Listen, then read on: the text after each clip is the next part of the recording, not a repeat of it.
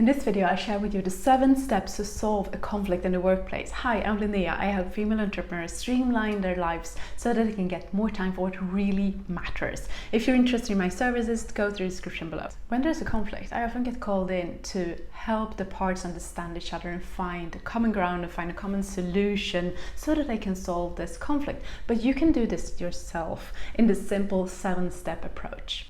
Number 1, don't ignore the conflict. If you feel that there is kind of a conflict maybe under the surface, then there probably is. And please don't ignore it. It's better to save time and go in and understand the different parts before it's too late, before it escalates. Number 2 is to bring the parts together. Whether it's the whole team or part of the team or just 2 people, those people need to meet. The best way is to do it physically in the same meeting room, in the same location. But if that's not feasible, you can also do it on Zoom so that you or on whatever online tool you're using so that you can at least see the different expressions.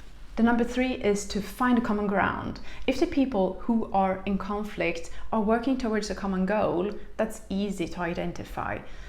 But it might be cases when it's not so clear. So then you need to work on understanding what motivates different parts. Why should you solve this conflict? Why should the persons who are involved solve it? What will they gain from it? That's the motivation. The number 4 is to listen more than you talk. Of course, you feel that you are right and the other persons are wrong, and you want to convince everybody else that you have actually got the solution, you're behaving in the right way. But the other people probably think the same. So listen more than you talk. Use your ears. We have 2 ears and 1 mouth, and there's a reason for it. The number 5, look at the facts. Try to put the emotions away for a while and really look at the facts on what is happening. What are the facts in the world, the circumstances? What could be proven in a court of law? What are the facts, the figures, the numbers, the words that are black on white and that you can start from? This might seem really hard if you are in an escalated conflict where you're not even talking to each other. But if the first steps are done in the right way, in a really profound way, where you actually listen to each other, you actually find a common ground, then even this last step will be so much easier. Number 6 is to calmly discuss the solutions. If you've done the previous step in a proper way, this will be easy. So one example is that I was called in to solve a conflict between the marketing side and the product development side in a big company. And the marketing side was saying, yeah, we have committed to the market and we will deliver this product by that date. And the development side was saying, we cannot commit to that date. We do not have the test results yet. We are not sure that the quality will be at the level of being able to release it.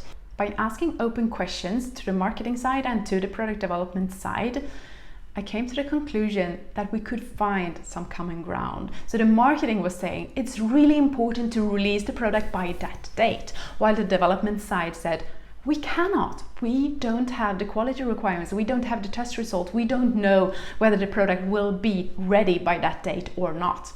Then in the end, going into the details, okay, so why don't you know? What is it that you are worried about from the product development side? They were not sure that they would be able to deliver that product for 2 specific quality requirements that were not that important at all for this final client. One of them was not relevant. It wasn't in scope for what that client had asked for. And the other one would be possible to solve. And then we went into the number 7, agree on a common plan. So the plan was to commit actually to that specific client for that specific product and then delay the rest of the product where the development team felt confident to be able to release that product with the right quality. Let me know in the comments below if you're in a situation where you were able to really sit back, although you were in a conflict, to sit back and listen more than you were talking. That is really the key to solving conflicts. If you haven't already subscribed to my channel, do that and enable notifications so that you get notified every time I release a video about how to streamline your business, how to get more time for what really matters to you, and how to be happier overall. I send you lots of love. Have a wonderful day.